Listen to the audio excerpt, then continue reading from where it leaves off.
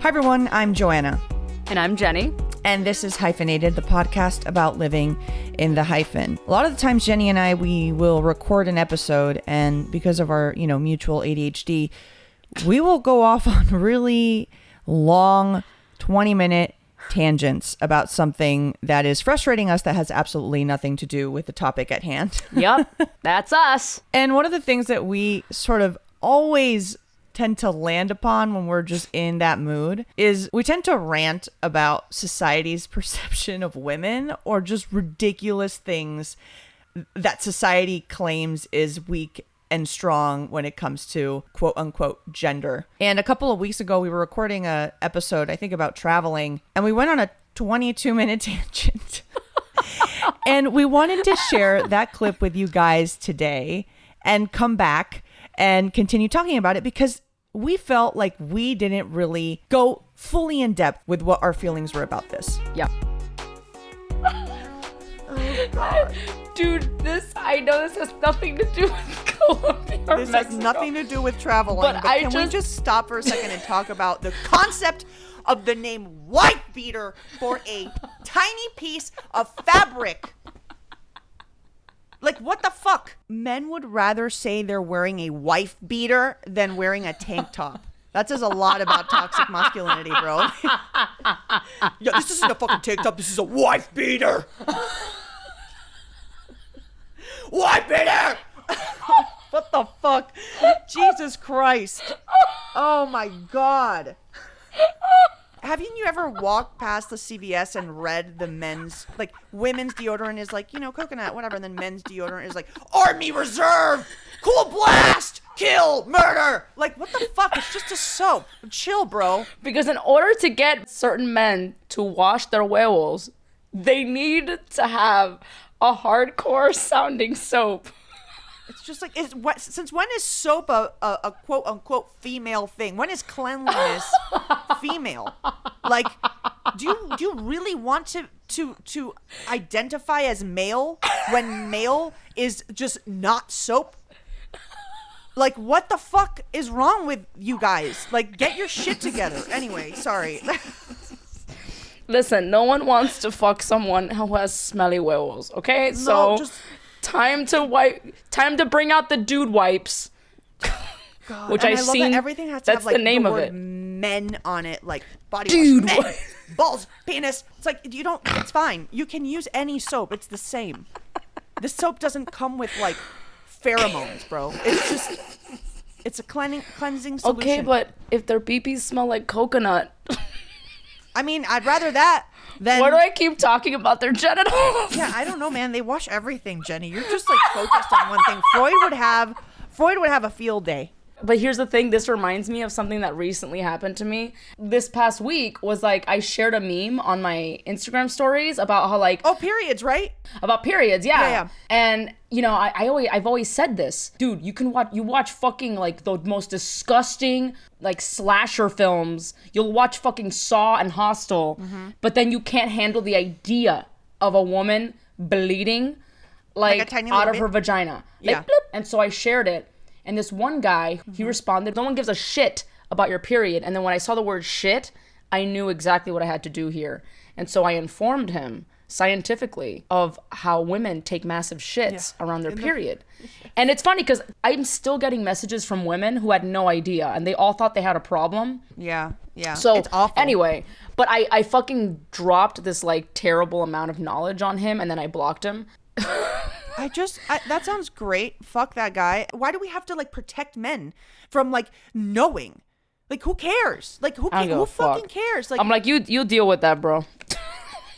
It's just like fragility of masculinity is very funny to me. I just laugh. I don't even get threatened by it. I just think, pobrecito nene, he needs a hug. We need to talk about this the next episode. We absolutely need to talk about this in the next episode. As you can see in that clip. I mean, we're frustrated about a lot of things. But for me personally, it's these gender norms that are just silly because it's clearly societal. Ever since I was a kid, I think I was subconsciously adhering to this idea that like men are stronger, right? Women are weaker, and men don't want to be anything like a woman. They don't want to be associated with femininity. And someone that is feminine is therefore weak. Yes. The mere thought of being related to something feminine is just so scary. Which obviously ties into homophobia, clearly. It's so ridiculous that it's funny to me, and it actually makes these men who are so scared of losing their masculinity, like, it just makes them look kind of sad. Yeah. It doesn't make them look as cool and as strong as they think they look. I also feel like things that are perceived as quote unquote feminine, I don't know why they're feminine. Like being kind and hugging and being clean. Empathy. Why is that feminine? Why isn't that just human? Like, I just don't understand. Like, I recently watched a Queer Eye episode, and this guy was like afraid to hug and show his emotions because that's feminine, therefore weak. So I think the wrong thing in this equation is the weakness part. I don't think anything is weak. We need to remove weakness and strength from the narrative of what we perceive to be, you know, female and male, and we're all female and male. We're all, because if we're linking these things that I think have nothing to do with gender to gender, then gender makes no sense. Like, okay, so I'm competitive. That means I'm a man. What the fuck are you talking about? I don't know. Like, oh my God, I'm sorry. Forgive me if you've done a gender reveal party, but I hate the cakes. Is it gonna be a ballerina or a football player? I'm like, okay, and it's clearly gender, like, right? Like you can tell, it's like, is it a boy or is it a girl? Is she gonna play? Y coño su madre, like, come on, can you come up with other hobbies? Yeah. Todo no es football and fucking ballet, bro. Yeah. They're so ridiculous. You know, I was having a conversation recently with someone. He was telling me how, you know, he got really, really lucky having 2 boys. And I was like, oh, like, why? Because they, like, get along with each other? He's like, no, because I know how men are.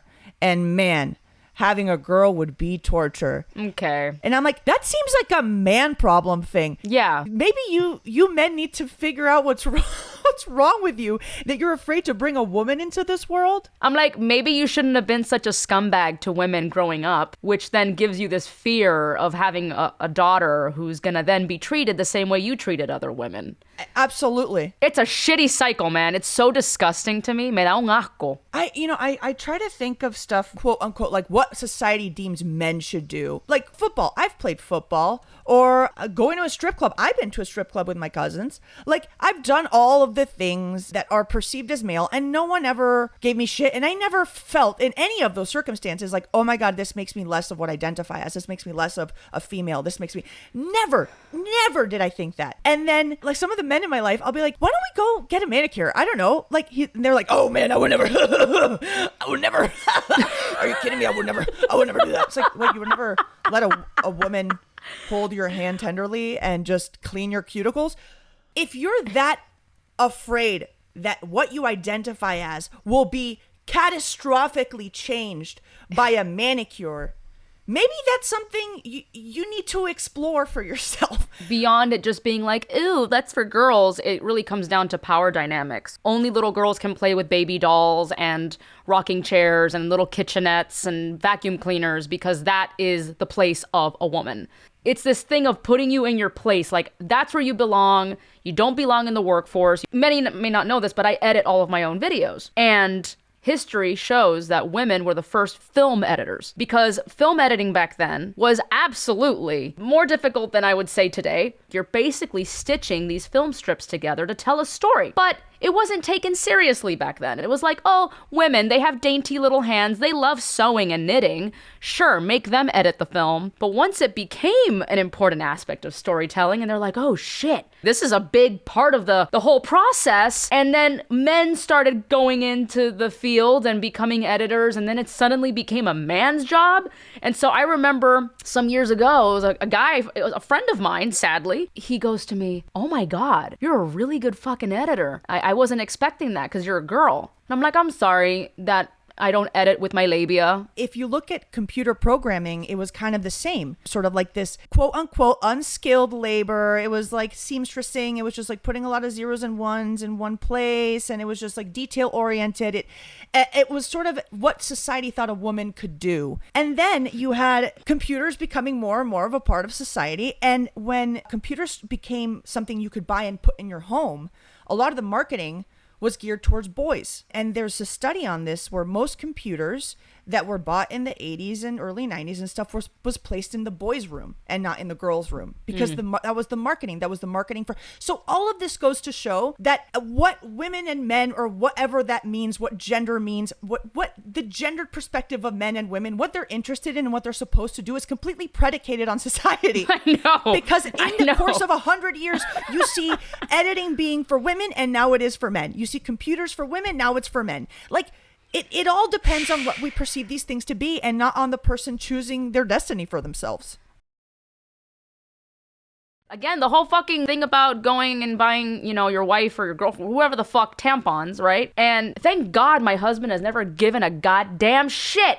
I'm like, hey, get me pads, bro. Yeah. He goes and gets me pads. He doesn't give a fuck. And Jenny, the first time I got my period, my dad got me my pads. And the last time I got my period, my husband got me my tampons. And what I find interesting is when I told this friend of mine that lives in Monterrey that, they were like, oh my God, it's crazy because here men won't buy feminine products for their wives. And my question is, what is it that they're afraid of in buying it? Like, are they afraid that they themselves will become a woman?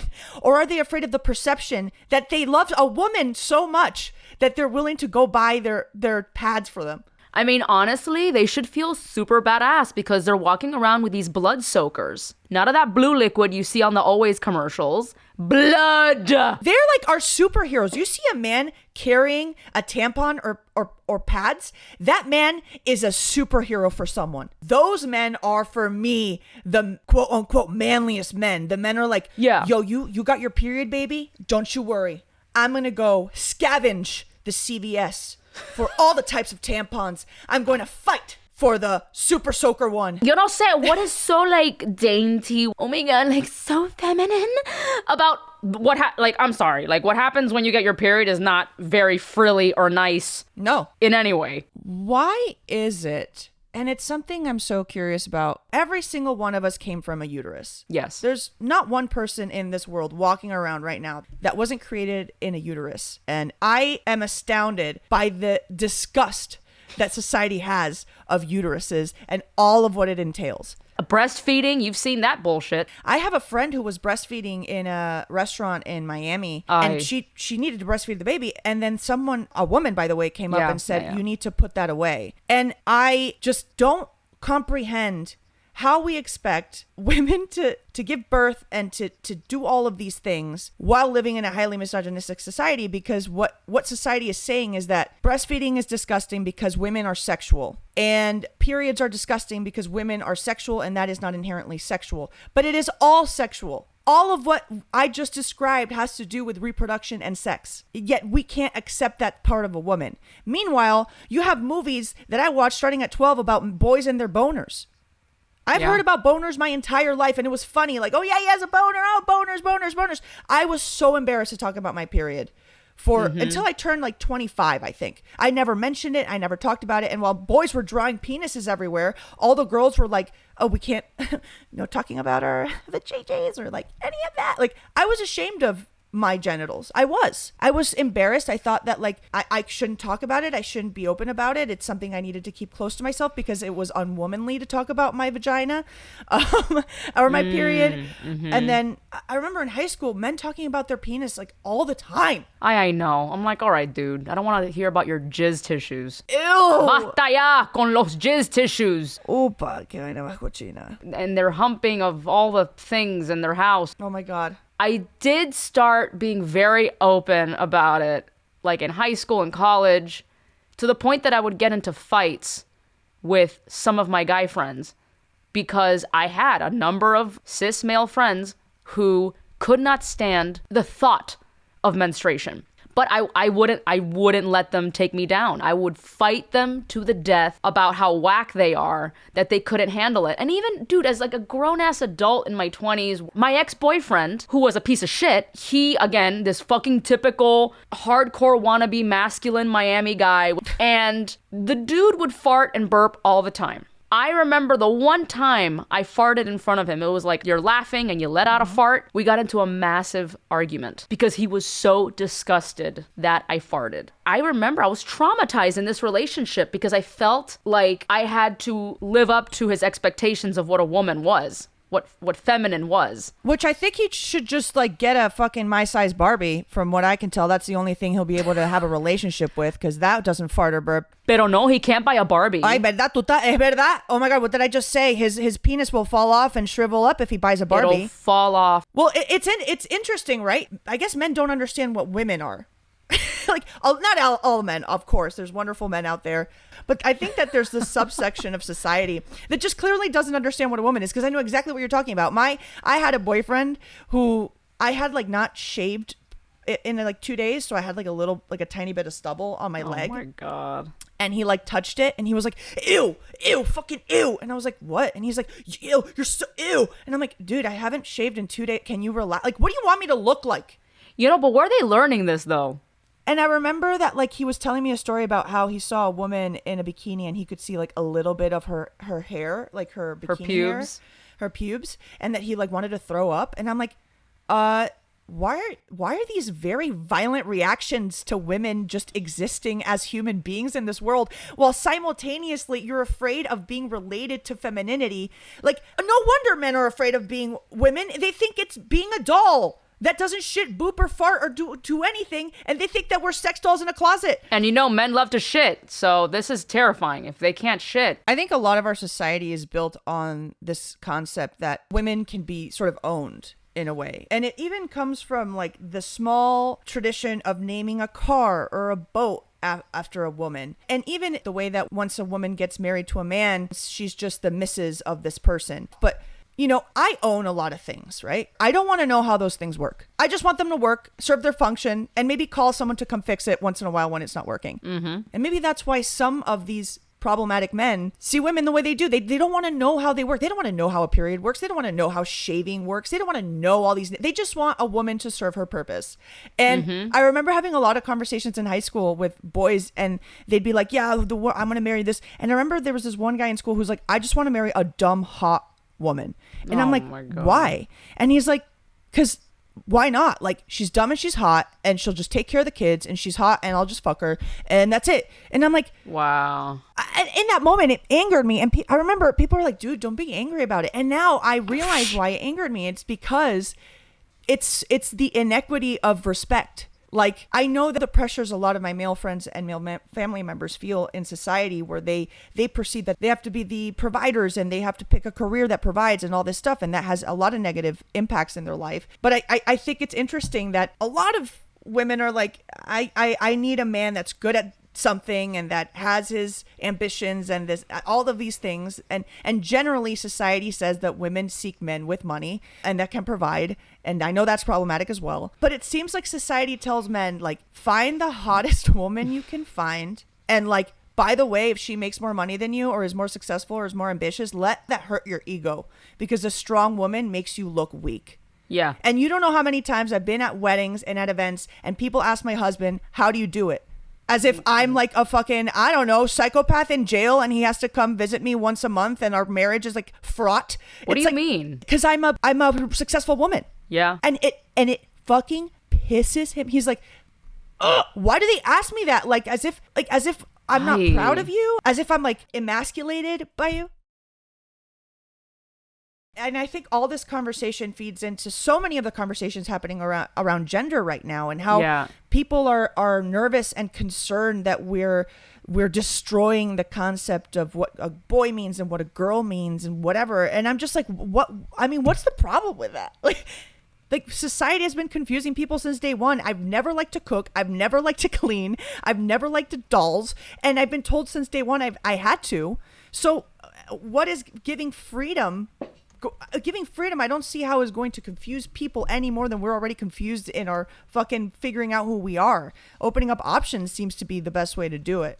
Society is so obsessed with gender and having it be such a binary that it's literally in different aisles of Toys R Us. It's tied to homophobia, bro. Like, it is fully tied to that. I remember growing up, and if you were a little bit of a quote unquote tomboy, I know, but like, I remember feeling that way, even when the way sometimes I would dress up and stuff, but I would hear the way people around me would talk about other girls in my class who were, again, more tomboyish. Like they liked wearing pants and play rough with the boys and play sports. And that was enough to label them as potential lesbian.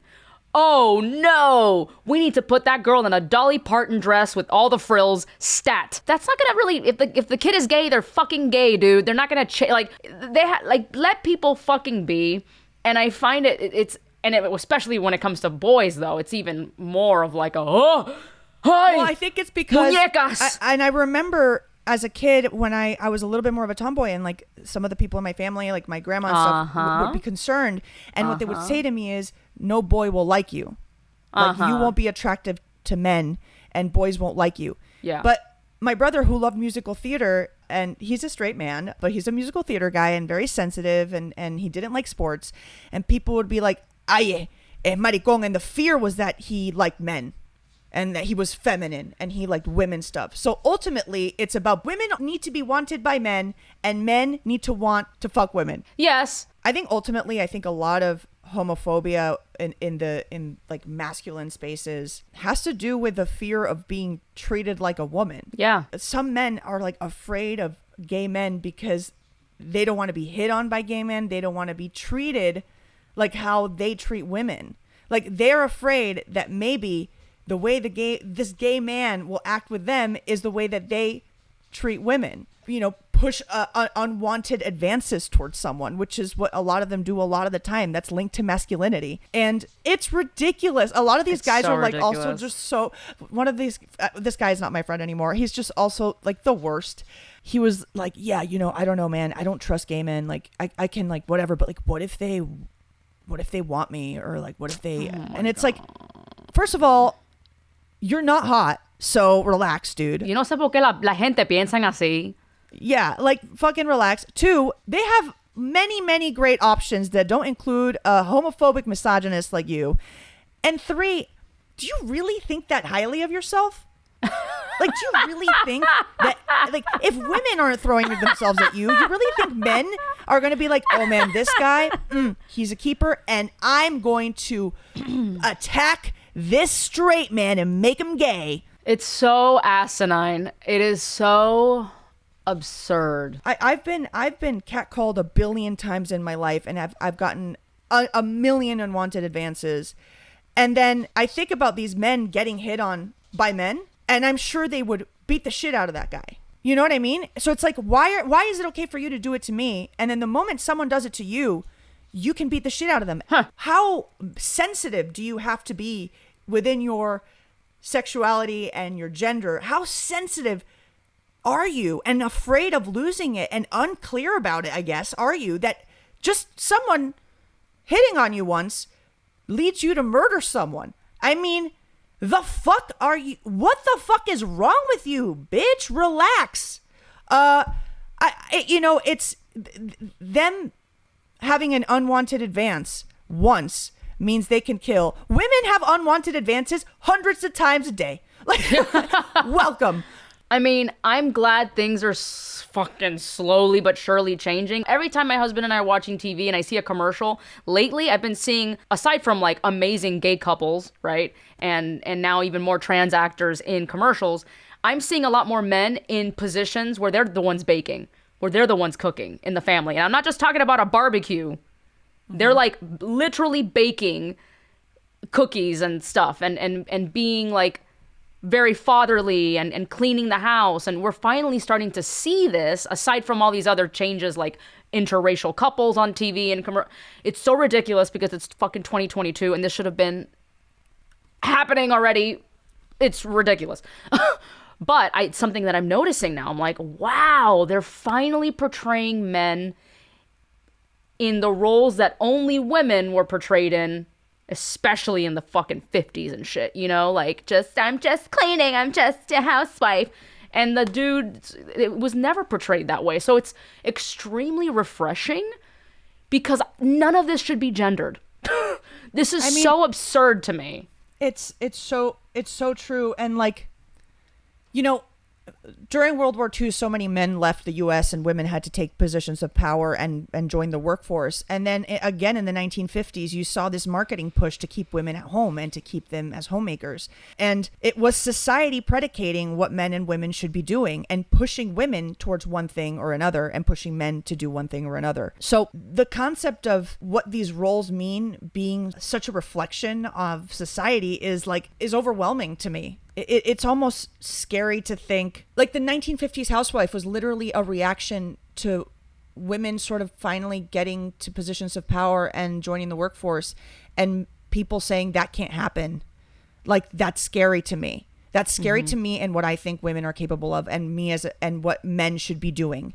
And I think we're at a crossroads again where it's like, all right, so we're opening up more to what we think men and women and also what gender even is. And there's resistance and there's fear to that.